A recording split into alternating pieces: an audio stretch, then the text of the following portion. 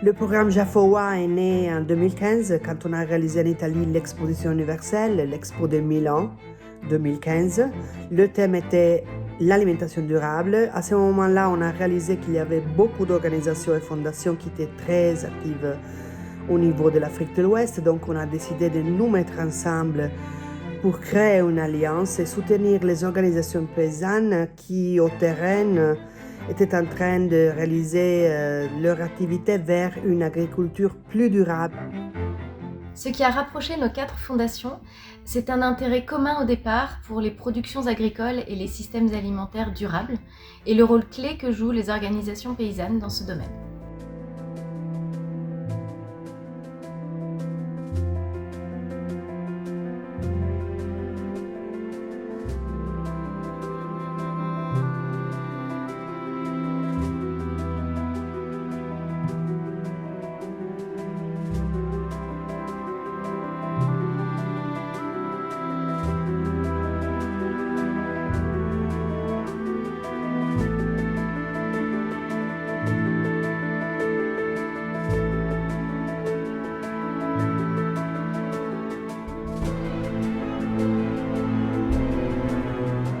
Le moment actuel est une leçon pour tout le monde. C'est pourquoi l'Europa parle aujourd'hui d'urgence agroécologique. Nous sommes dans une période favorable pour faire des investissements massifs, soutenir réellement les exploitations agricoles familiales, à intégrer, à connaître, à se former dans les pratiques agroécologiques et à les mettre en œuvre pour pouvoir être plus performants et assurer la durabilité des systèmes de production et la restauration des écosystèmes.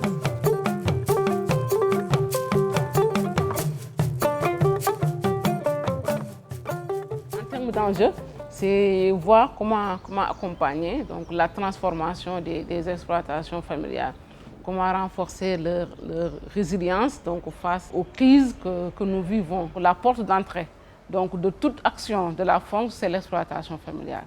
Et au niveau de l'exploitation familiale, on a 5 grandes fonctions qui sont la fonction de production, la fonction de consommation, la fonction de transmission des valeurs, la fonction de conduite des activités non agricoles, mais aussi la fonction de préserver durablement les ressources naturelles.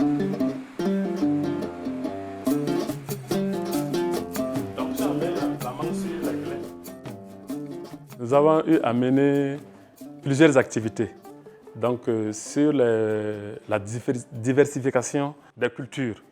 Par exemple, en plus des manguiers, nous avons mis le bissap au pied des manguiers. Nous avons eu à faire aussi des compostages. Nous avons mis en place dans 4 localités des systèmes d'irrigation d'eau. Dès son lancement en 2016, Jaffoa a souhaité contribuer à un mouvement paysan dynamique, inclusif et équitable en Afrique de l'Ouest. Jaffoa a donc décidé de travailler directement avec les organisations paysannes, sans passer comme le font nos fondations d'habitude et comme le font la plupart des bailleurs de fonds par l'intermédiaire des ONG. Du fait qu'on est à la base, c'est nous qui le faisons pour nous-mêmes, donc la pratique va rester. D'où l'importance de responsabiliser les organisations à la base. Nous, on est là, qu'il y ait projet ou qu'il n'y ait pas projet, on est là. Mais même en soutenant directement les organisations paysannes, nous avons favorisé le partenariat, très important pour un travail systématique dans le cadre de l'agroécologie, qui a besoin de tous les acteurs, comme les instituts de recherche, les universités, les mouvements sociaux, les acteurs privés, les autorités publiques à niveau national, local, régional, les ONG et les agences internationales.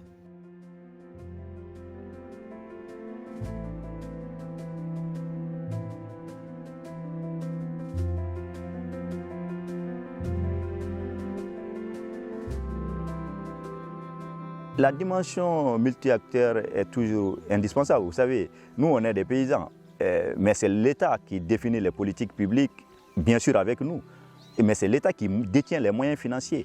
Donc si les États et nous, et tous les autres partenaires, que ce soit des ONG, des fondations, se parlaient, je pense qu'on ferait beaucoup mieux. Les ressources publiques seraient mieux utilisées. Le projet PAPA a été élaboré de commun accord avec des partenaires. Les partenaires, c'est les producteurs, les commerçants, les services d'appui technique, les fournisseurs d'intrants. C'est parti aussi d'une étude qu'on a faite sur l'environnement de nos parcelles, l'environnement de notre travail. Et on s'était arrivé donc à la conclusion comme quoi le tapis herbacé disparaissait. On s'était rendu compte aussi que la nappe phréatique baissait.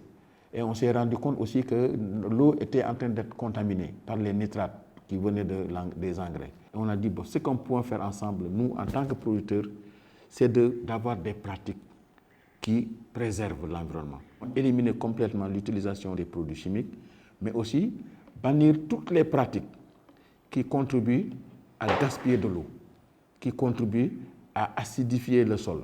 Mais nous ne pouvons pas changer sans que les autres changent. Si nous changeons, venons avec des produits nouveaux, il faut que les consommateurs soient au courant et qu'ils acceptent eux aussi de se lancer avec nous dans la consommation de ces produits-là. Parce que cette production-là que nous faisons en préservant l'environnement, si nous continuons, l'environnement est préservé et tout le monde y gagne.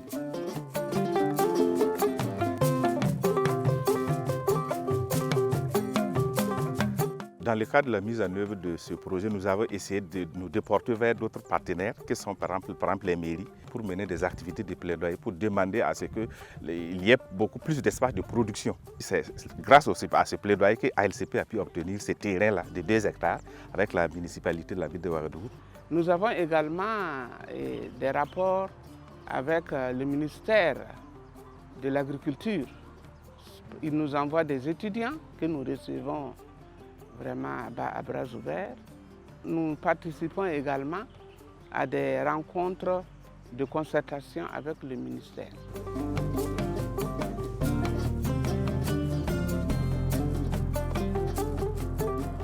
Les difficultés que nous rencontrons avec les changements politiques, c'est comme si il y a rupture.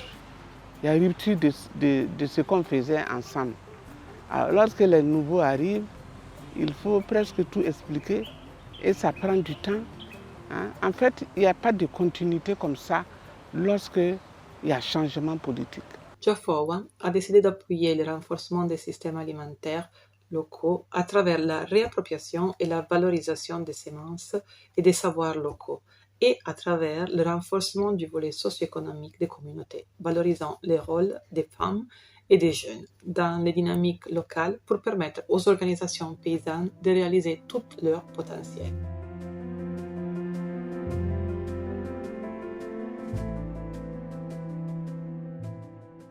Les femmes sont au cœur de la transition agroécologique. Parce que vous savez, très souvent, les femmes pratiquaient l'agroécologie parce qu'elles n'avaient pas les moyens d'acheter les intrants chimiques. Bon, c'était les hommes qui avaient plus de moyens, qui pouvaient se payer les intrants chimiques. Donc les femmes étaient obligées de se rabattre sur les pratiques agroécologiques. Mais maintenant, tout le monde est obligé. Et donc les femmes sont à la pointe. Vous ne pouvez pas travailler dans la semence paysanne et occulter l'apport de la femme dans la sauvegarde de cette semence-là. Et c'est la raison pour laquelle nous avons, au niveau de ASPSP, retenu un slogan qui nous est particulièrement cher, c'est « La femme est la gardienne de la semence ».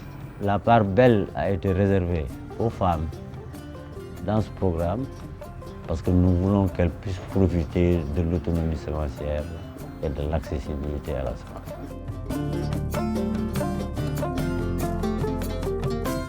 L'agroécologie, il y a des principes, mais derrière aussi il y a un marché. C'est en fait une unité économique qui permette à ceux qui travaillent au niveau de l'unité d'être indépendants, de subvenir à leurs besoins.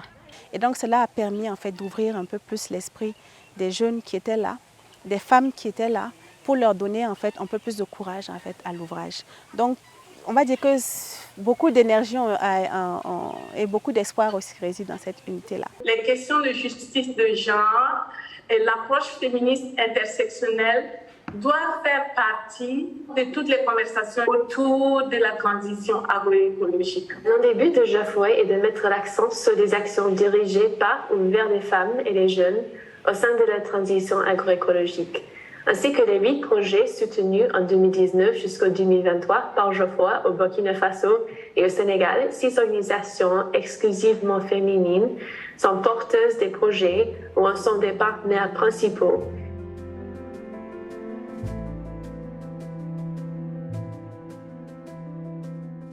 La capitalisation est une base importante pour pouvoir aller discuter avec les politiques parce que c'est sur la base de nos réussites que nous essayons de développer des argumentaires pour dialoguer avec les décideurs politiques. Bon, c'est vrai que la qualité de l'écoute n'est pas toujours là, mais la situation change. C'est un bon moment, nous allons continuer à parler. Tout ce qu'on fait au niveau de l'Union de Galoya et au niveau de l'UJAC, ça va nous permettre d'avoir des argumentaires pour mieux porter le plaidoyer au niveau national, pour un bon accompagnement au niveau national de tout ce qui est la transition agroécologique en particulier, mais en général, c'est le système alimentaire durable. Donc, allant de la production jusqu'à la consommation, à travers les marchés territoriaux, à travers les systèmes de production, à travers les systèmes de transformation.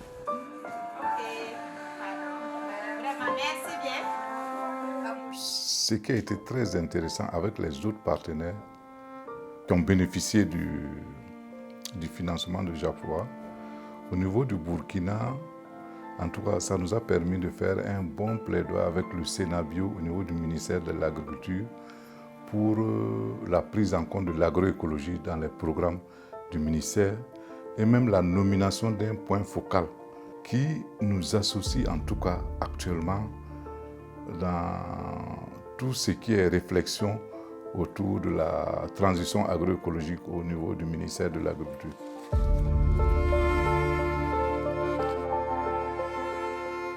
Au-delà du soutien financier, JAFOA accompagne les organisations paysannes et leurs partenaires dans le partage d'expériences, l'apprentissage mutuel, le travail en commun.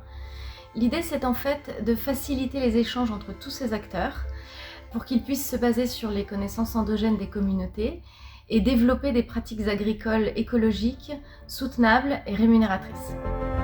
L'enseignement tiré avec JAFOA, disons que nous avons découvert un partenaire très à l'écoute de nos préoccupations, de nos réalités. Ce n'était pas un partenaire qui nous imposait une vision, mais qui voulait comprendre réellement ce que nous avions comme enjeu, comme difficulté à l'interne et nous a accompagnés justement pour pouvoir trouver des solutions adéquates et pérennes à ces problèmes-là.